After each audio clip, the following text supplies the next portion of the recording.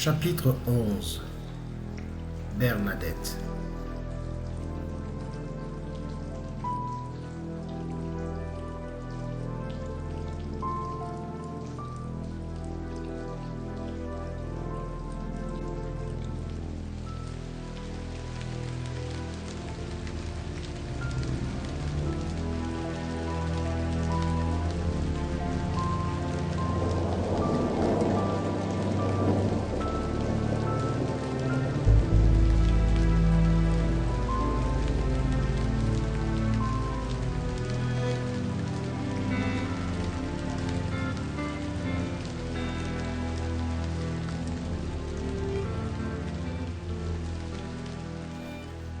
Montréal, le 13 août 2017.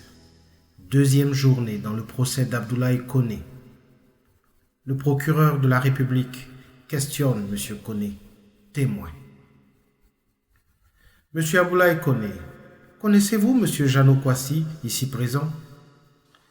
Oui, je le connais.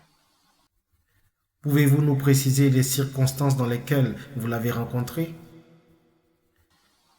C'était il y a 15 ans, plus précisément le 23 septembre 2002, dans un petit village toadien du nom de Sunkalokro. Plusieurs témoins affirment vous avoir vu au sein des forces armées du mouvement patriotique du Toadi intègre, MPTI, un groupe armé à qui l'on attribue de nombreux cas de violation des droits de l'homme. Qu'avez-vous à dire pour votre défense? Qu'appelez-vous violation des droits de l'homme? J'entends par là, Vous entendez par là ce ramassis de lois fabriquées pour vous et par vous? Quand vous nous colonisiez il y a un siècle de cela, ignoriez-vous que nous aussi avions des droits?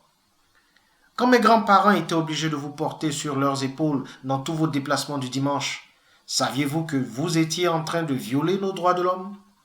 Quand vous massacriez les autochtones de votre propre pays au nom de la supposée civilisation que vous portiez aux confins de la planète, ignoriez-vous ce qu'étaient leurs droits de l'homme à eux? Quand vous voliez ces terres que vous considérez aujourd'hui comme vôtres, saviez-vous ce qu'étaient les droits de l'homme? Alors je vous retourne la question, de quels droits de l'homme parlez-vous? le procureur, un peu désarçonné par l'impertinence d'Abdoulaye, changea quelque peu de sujet. Monsieur Koné, vous reconnaissez avoir fait partie du MPTI, un mouvement considéré par l'Organisation des Nations Unies comme terroriste? De quelle organisation parlez-vous? L'ONU? Ce machin? Ça fait pitié de constater que, pour crucifier l'innocent que je suis, vous vous trouvez dans l'obligation de ressortir des références pour lesquelles je n'ai aucune considération. Si devant cette cour, les édits de l'ONU devraient être ceux qui me donneront mon ticket retour vers ma terre natale, j'en appellerai à la conscience mondiale et je prendrai la planète entière à témoin face à cette injustice qui est dirigée non seulement contre ma personne, mais contre les prolétaires, les pauvres, les tiers-mondistes, ceux-là même qui ont perdu tout espoir d'avoir une voix à l'ONU. Avec force et conviction, je vous réponds, oui, j'ai fait partie du MPTI, n'en déplaise à ce machin que vous appelez ONU. Sur ces déclarations, l'avocat d'Abdoulaye essaya d'interrompre son client pour éviter des aveux compromettants, ce à quoi Abdoulaye s'opposa d'un vif geste de la main. Et il continua.